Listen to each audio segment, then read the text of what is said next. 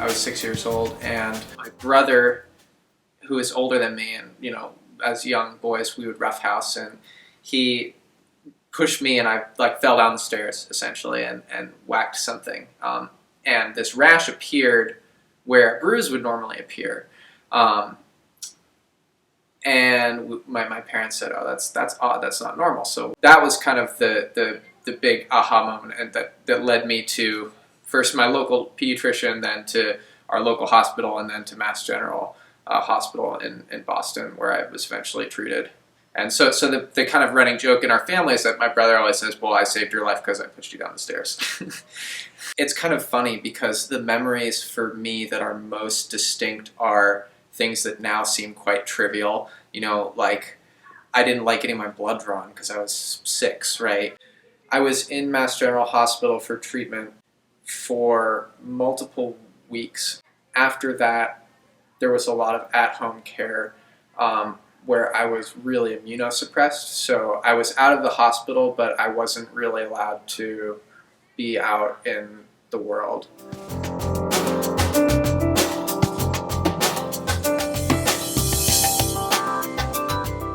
And my history of community services actually goes all the way back to right after my diagnosis. Basically to have a stuffed animal drive in my 3rd grade classroom such that we could then bring these stuffed animals into Mass General Hospital.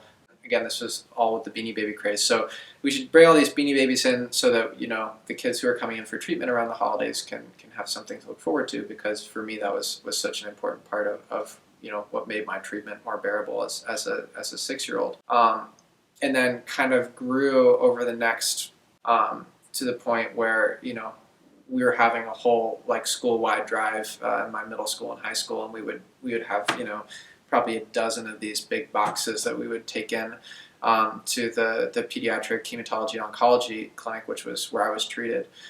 And we still will take in a couple shopping bags full of stuffed animals each year. We see each other once a year, and we'll go and drop those off, and it's a nice tradition now.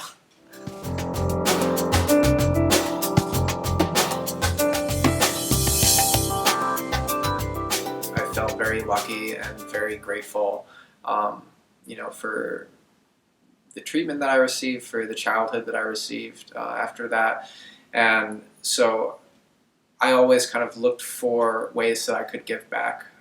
And Strive was a program that I found through a friend of mine in college. It combined community service and athletic training, specifically in running.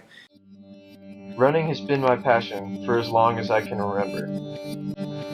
They were looking to start a program in Peru, and I think I was a sophomore, so you've been in college for like a year and a half, and you've taken all these classes, but you don't really feel like you have any tangible skills yet. I've done all this studying, but I don't feel like I'm ready to go out into the world. But to me, this felt like this is the thing that I feel really ready to do. It's like I know a lot about running, I know a lot about traveling, I know a lot about Latin America, I know a lot about service, I speak Spanish. I have all of these really random skills gathered from different corners of my life that have kind of merged into this program.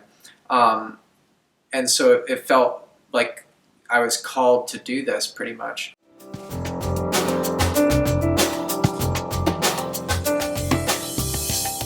We're a service organization for athletes.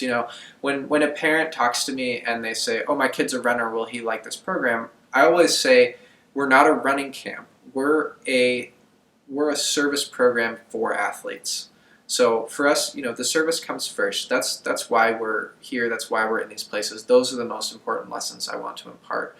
So one of the things that I talk about a lot when we talk about service with my students over the summer is kind of this idea between the effect that service has on you and the effect that you have on others in service. And it is a two-way street.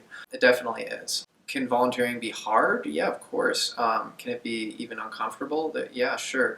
It's amazing to see that the experience that they had as a volunteer kind of pushed them into maybe a different trajectory than they would have had originally. And it certainly did for me. My volunteer experiences definitely pushed me. it can just kind of change your perspective on things, and it can change your attitude towards life.